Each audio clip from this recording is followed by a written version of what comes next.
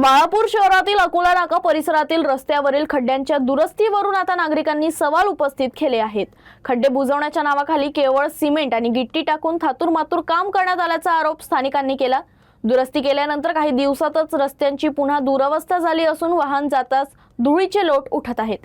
यामुळे नागरिकांसह वाहन चालक आणि रस्त्यालगतचे दुकानदारही त्रस्त झाले आहेत। बाळापूर शहरातील अकोला नाका परिसरातील रस्त्यावरील खड्ड्यांच्या दुरुस्तीवरून स्थानिक नागरिकांनी प्रश्न उपस्थित केले आहेत। खड्ड्यांमध्ये केवळ जुजबी, सिमेंट आणि खडी टाकून दुरुस्ती करण्यात आल्याचा आरोप नागरिकांनी केला आहे। त्यामुळे काही दिवसातच रस्त्याची परिस्थिती पुन्हा खराब झाली आहे। आता या मार्गावरून एखादे वाहन जाताच मोठ्या प्रमाणात धूळ आणि मातीचे लोट उडत आहेत। त्यामुळे या मार्गावरून जाणारे पादचारी, वाहन चालक तसेच रस्त्यालगतचे दुकानदार मोठ्या त्रासाला समोर जात आहेत।